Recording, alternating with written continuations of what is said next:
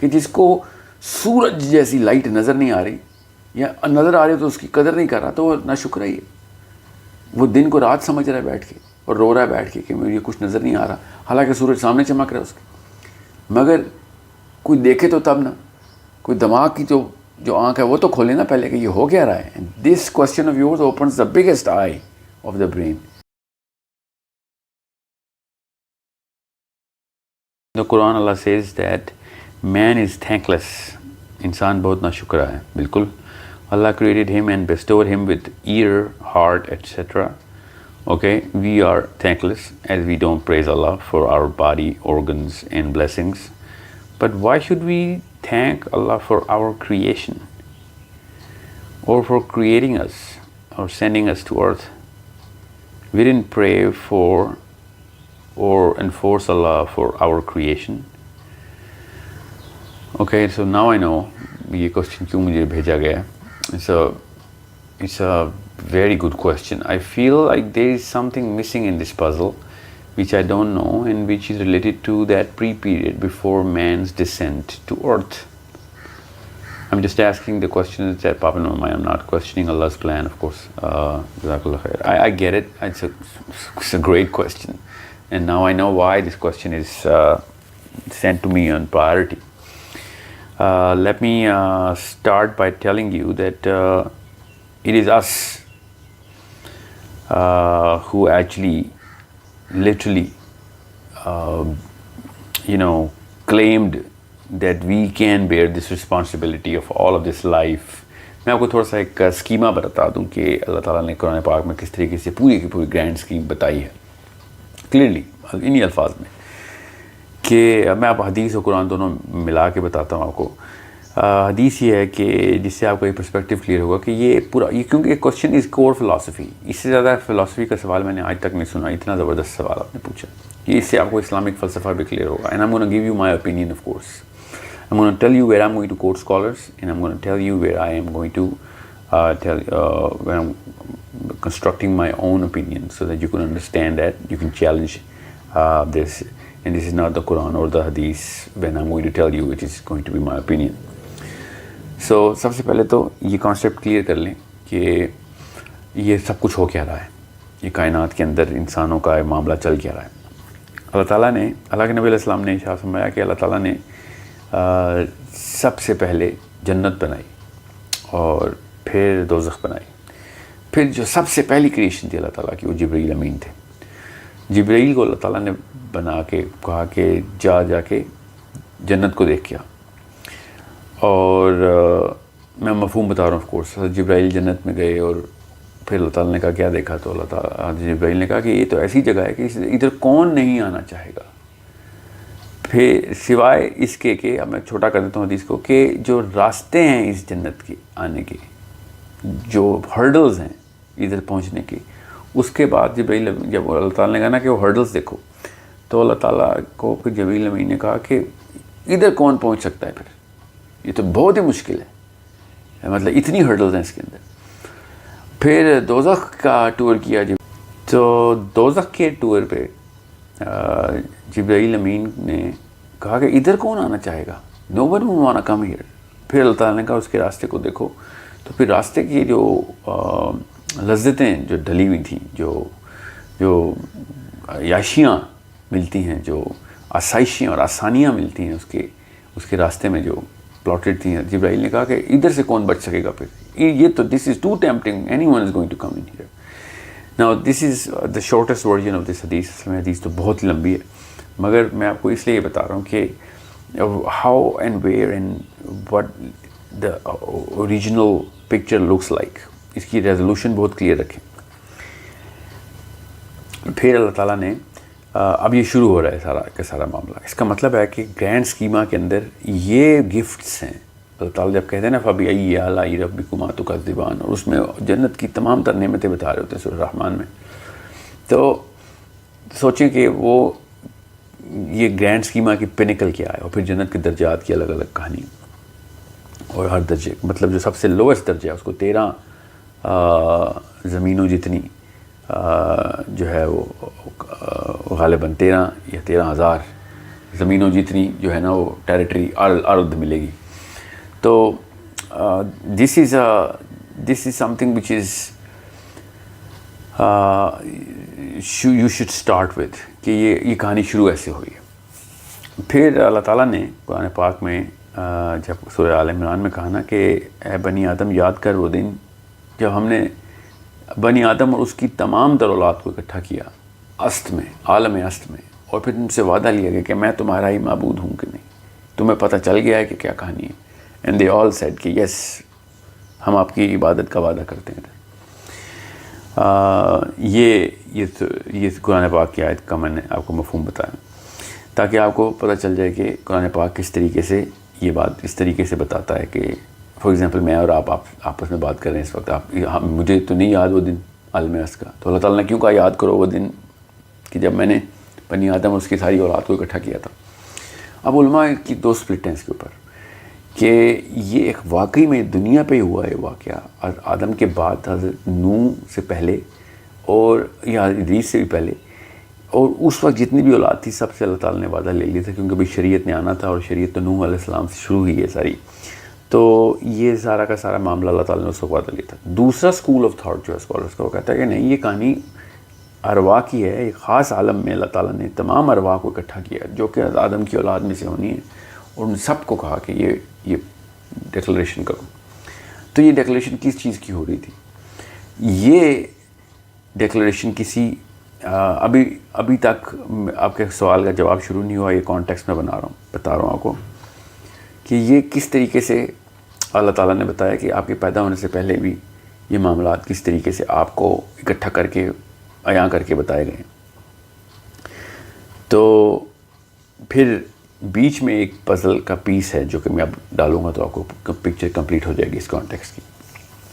سورہ احزاب میں اللہ تعالیٰ نے کہا نا کہ انا عرضنا الامانۃ علی السماوات والارض والجبال فابین ان یحملنها واشفقن منها وحملها الانسان، کہ جب ہم نے یہ امانت پیش کی، یہ پوری کی پوری جو اسکیما ہے یہ بتائی کائنات کو، انا عرضنا الامانۃ علی السماوات والارض والجبال، آسمان کو جو زمین ہے جس کو ہم زمین کہتے ہیں اس کو، اور پہاڑ کو، مطلب ایک اوور آل ڈیکلریشن دے دی ہے کہ جو بھی چیز ہے سب کو دکھا دی کہ کون ہے کہ جو یہ امانت پوری اٹھا سکتا ہے، یہ امانت اٹھائے گا.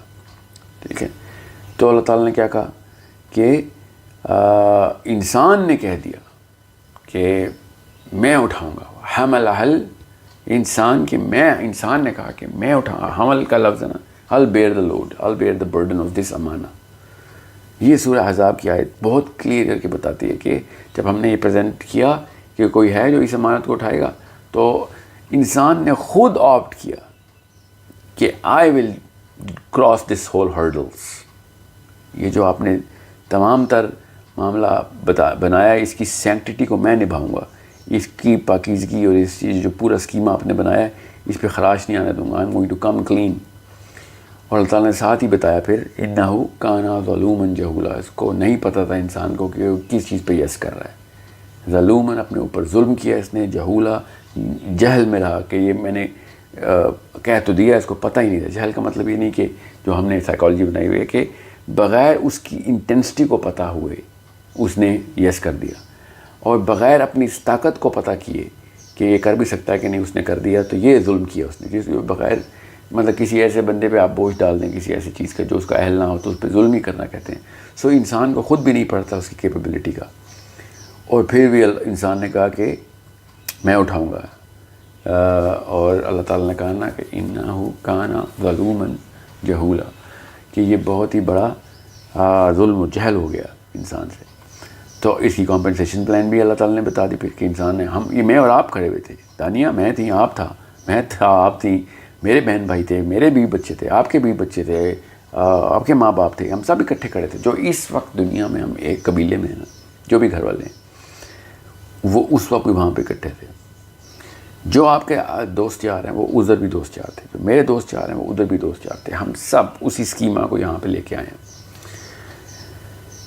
ایک حدیث ہے جو کہ مفہوم میں آپ کو سناتا ہوں کہ ارواح میں جو قبیلے آپس میں بہت قریب تھے وہ دنیا میں بھی وہ آپس میں بہت قریب ہو جاتے ہیں. جو آپس میں بھی وہ ان کی اتنی نہیں بنتی تھی ادھر بھی نہیں بنتی ان کی. مطلب اتنا کوئی خوبصورت کمپلیشن ہے نا اس پکچر کی. اس لیے آپ کو یہ بات بہت دھیان سے سمجھنی ہے.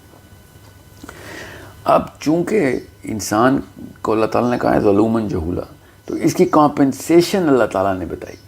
کیا تیرے سے نہ یہ بوجھ اٹھایا جائے گا, تو اپنے اوپر ظلم کر رہا ہے, نہ تجھے علم ہے کہ اس کی کس لیول کی میٹرکس اور انٹینسٹی ہے. تو میں چونکہ علیماً خبیر ہوں, مجھے سب پتہ ہے, اور سب سے بڑا محسن بھی میں ہوں, تو میں تیرے اوپر احسان کر دیتا ہوں.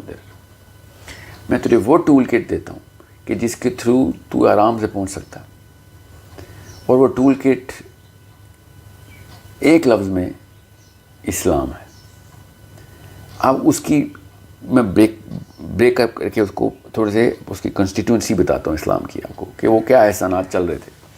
اللہ تعالیٰ نے بھی کہا کہ تجھے یہ سب کچھ بھول جائے گا, تجھے پتہ نہیں چلے گا, تیرے اندر ایروگنس آ جائے گی. کیونکہ تجھے جیسے ہی میں نے نیچے زمین پہ اتارنا ہے اس وقت تجھے پتہ چلے گا کہ تیرے سے بہتر تو وہ چیز ہی نہیں ہے. سو میک شیور یہ احد اور توحید کا کانسیپٹ اپنے ذہن میں رکھی. جب تو توحید پہ رہے گا تو ہمبل رہے گا کہ یار میں اللہ کا ایک غلام ہوں, میں کوئی بڑی چیز نہیں آئی دنیا میں. اس کے لیے بھی میں تجھے ایک اور گفٹ دیتا ہوں, اور وہ ہے نماز کا. جب تک تو نماز پڑھتا رہے گا تب تک تیرے جو افیشنسی ہے نا, فنکشننگ کیپیبلٹی ہے, وہ جو تیرا ریڈ آ رہا ہے وہ اپنی نارتھ ڈائریکشن بتاتا رہے گا تجھے. تو پھر ادھر ادھر نہیں ہوگا. قرآن پاک میں تجھے خود نازل کر کے دوں گا, تجھے ایک ایک جگہ پہ یاد دہانی رہے گی. پھر ایسے ایسے انبیاء بھیجوں گا میں اس وقت, تاکہ اگر تم لوگ بھول جاؤ تو یہ تمہیں آ کے یاد کرا دیں. پھر میں ایسے ایسے سائنس تمہیں تمہارے جسم کے اندر دکھاؤں گا, فی انفسکم, پھر تمہیں آسمانوں میں دکھاؤں گا, تاکہ اگر کسی بھی معاملے کے اندر تمہیں کچھ بھی نہ سمجھ آئے, پچ بلیک پہ چلے جاؤ, تب بھی تمہیں اللہ تعالیٰ کا راستہ مل جائے گا. اس لیے فکر نہ کرنا, کچھ ایسے کام ہیں جو کبھی بھی نہ کرنا, میں پہنچا دوں گا تمہیں. اور اللہ تعالیٰ نے وہ بتائے پھر کام کیا, شرک کبھی نہ کرنا, طاغوت کبھی نہ کرنا, کفر کبھی نہ کرنا, پھر قتل نہ کرنا. میں اب میٹرکس اسی طریقے سے بتا رہا ہوں, کیونکہ سب سے بڑا شرک گناہ جو ہے شرک ہے. اس کے بعد جو اسلام کے فلسفے میں موٹا موٹا بتا رہا ہوں, سارا سیریل تو آف کورس نہیں بتا سکوں ایک ویڈیو میں. شرک کے بعد پھر طاغوت ہے, طاغوت کے بعد پھر کفر ہے, کفر کے بعد پھر قتل ہے, قتل کے بعد پھر سود ہے, سود کے بعد پھر غیبت, تہمت ہے, تہمت کے بعد پھر غیبت ہے, غیبت کے بعد پھر زنا ہے, اور زنا کے بعد پھر جھوٹ ہے. سو انڈرسٹینڈ یہ سیکوینسنگ فلسافیکل ہائرارکی ہے جو میں نے آپ کو بتائی ہے. سو اس کی پوری میٹرکس ہے, اور بڑا پرفیکٹ پزل کنیکٹ ہوتا ہے کہ اسی طرح کی سیکوینسنگ کیوں رکھی ہے گناہوں کی. مگر بہرحال ہمیں موٹا موٹا تو سب کو پتہ ہے کہ یہ کام نہیں کرو گے نا تو بچ جاؤ گے. سو نماز ہو, روزہ ہو, زکوٰۃ ہو, حج ہو, جہاد ہو, دعوت ہو, کسی لیول کے اوپر آپ نے یہ والے جو کام ہے نا, یہ ایز گفٹس مل رہے تھے ہمیں اس وقت. ہم فوجیوں کی طرح بیک پیک پہن کے بیٹھے ہوئے تھے جہاز کے اندر, اور پیراشوٹ کھلنے والا تھا, اور اللہ تعالیٰ نے ہمیں پہلے بتایا کہ یہ بھی لے لے, یہ بھی لے لے, یہ بھی لے لے, تو یہ ساری چیزیں کام آئیں گی. اور بالکل ماں جس طریقے سے لنچ باکس نہیں پیک کرتی اپنے بیٹے کا بیٹی کا جب وہ کسی لمبے سفر پہ جائے, بالکل یہ ہمارے لنچ باکس ہے, یہ ہمارا نیپ سیک ہے, یہ ہمارا بیک پیک ہے, یہ ہمارا ٹول کٹ ہے, کہ یہ ایز گفٹس ہمیں مل رہے ہیں. ایک جگہ پہ بھی اللہ تعالیٰ نے پھر ساتھ ہی اللہ نے بتایا کہ پیسوں کی فکر نہ کری, وہ میں کر دوں گا. وہاں پہ تجھے بہت شیطان آئے گا تجھے بھوک سے ڈرانے, بچے مار دے گا تو اپنی غربت کے در سے اس کو ابورشن کے لیے, سو قتل نہ کر دیں کسی کو, پھر سو آن آل دا کمینڈمنٹس. یہ سارے کے سارے معاملات ہمیں ایز گفٹس مل رہے تھے. اور پھر اللہ تعالیٰ نے ساتھ ہی کہہ دیا کہ کوئی ایسی قوم نہیں جس کو میں کہیں نہ کہیں سے ہدایت خود نہیں پہنچاؤں گا. اب وہ مانے یا نہ مانے ایک الگ کہانی. So this is something which is the big picture. ادھر جب ہم کھڑے ہوئے تھے نا, میں اور آپ اور ہم سب, تو ہم نے اس وقت نا, this is where my own interpretation is of the whole. تو جنت کے غلام کا مطلب یہ ہے کہ ان لوگوں نے کلیئر پلے کیا کہ بہت اسمارٹ پلے کیا کہ ہمیں یہ ہرڈلز نہیں ہم سے ہو سکتی, آپ ہمیں فری انٹری دیں. تو فری انٹری کا مطلب ہے کہ لوئسٹ رینک بے شک ملے مگر مل جائے. سو لوئسٹ رینک کا مطلب ان ٹرمز آف کمپیریزن میں بتا رہا ہوں, جنت غلام کوئی لو رینک نہیں, جنت میں کوئی ہائی لو کیا ہونا, مگر یہ بات کلیئر ہو جاتی ہے کہ these people took the shortcut. یا پھر وہ لوگ جو کہ بالکل یا پہاج پیدا ہوتے ہیں, وہ بے شک اللہ تعالیٰ عمر میں ان کے اوپر امتحان ہی نہیں. اب وہی بات ہے کہ اسے صاف سمجھ آتی ہے کہ میرے ہاتھوں کا امتحان ہے, ہاتھوں کا سوال ہوگا, یہ بھی حدیث ہے. ہاتھ خود بولیں گے, اللہ تعالیٰ نے قیامت کے پورے نقشے بتائے, ہاتھ خود بول رہے ہوں گے میں کیا کیا کرواتا رہے مجھ سے. ٹانگیں بولیں گی, پیر بولیں گے, آنکھیں بولیں گی, ایک ایک جسم کا عضو بولے گا. تو جس کو یہ عضو نہیں مل رہے وہ ان ٹیسٹ سے معاف ہو رہا ہے. So understand how complete this whole picture is. Now جس بندے کو یہ لگ رہا ہے نا کہ اللہ تعالیٰ نے کان اور آنکھ دی ہے تو اللہ تعالیٰ کہہ رہے ہیں اس کا شکر کیوں نہیں ادا کرتے, یہ تو 1% بھی نہیں ہے. اگر یہی بات ہوتی تو پھر اللہ تعالیٰ نے کوئی ظلم تھوڑی کیا جن کو اندھا پیدا کیا. اللہ تعالیٰ نے یہ تو ایک چھوٹی نعمت ہے, سب سے بڑی نعمت تو اسلام کی نعمت ہے, ہدایت کی نعمت ہے, جس نے سارے ہرڈلز پار کروانے ہیں. جس کو آنکھ مل گئی ہے 30 سال 40 سال 50 سال کا مر گیا, 8 سال کا مر گیا, 15 سال کا مر گیا, وہ آنکھ کا کیا کرنا ہے ہم نے. If he dies on the falsehood, on tawhut, on shirk, on kufr, or the bigger sins, then that's a problem. The real problem is not about کہ کس بندے کو کیا ملا. The real problem is کس بندے کو نے کیا کیا, جو کچھ بھی اس کو ملا تھا. So it is such a beautiful question that you asked. I hope this is something which is going to give you a perspective. ظاہر ہے میں اس کے اوپر ساری قرآن کی آیتوں ساری حدیثیں شروع کروں تو یو نو کہ پھر بات اتنی تفصیل میں چلی جائے گی کہ یہ کانسیپٹ اٹ سیلف ہی میں بھی تھوڑا سا حیران ہوں کہ یہ سوال مجھے دیا گیا ہے. ایون تو میری ٹیم ایک بڑا ایک سپر فلٹر لگاتی ہے کہ سر وہ والے سوال کے جواب ہی نہیں دینے جو اور زیادہ کنفیوز کر سکتے ہیں کسی کو.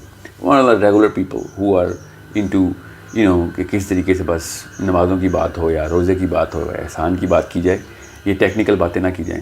تو ٹیکنیکلی ہوپ فلی وہ والے لوگ تو اس ویڈیو کو پورا دیکھیں گے. میں نے اس لیے تھوڑا سا ایکسٹینڈ بھی کر دی ہم نے ویڈیو, مگر جو بندے واقعی سوچنا چاہتے ہیں ان کو پتہ ہو کہ اللہ تعالیٰ نے جب کہتے ہیں کہ نا شکرہ ہے تو اللہ تعالیٰ کس چیز کی نا شکرے کی بات کر رہے ہوتے ہیں کہ اتنا بڑا آپ کو ایک بیگ میں گفٹ ڈال کے دیے تھے اور نشانیوں پہ نشانیاں دکھا دی, اور اللہ تعالیٰ کہتے ہیں کہ شکر کیوں نہیں کرتا. تو یہ میں نے اب تو ہم جیسے بندے جو قرآن کے بعد کے دور میں پیدا ہوئے اور ایسے دور میں پیدا ہوئے, نالج کی کثرت ہے, وہ تو شکر سے ایک سیکنڈ ہی کانشیسنس میں ہوں, ایک سیکنڈ کی ہم کس طرف بڑھ رہے ہیں اور اللہ تعالیٰ کیا کیا دکھائی جا رہے ہیں ہمیں بار بار.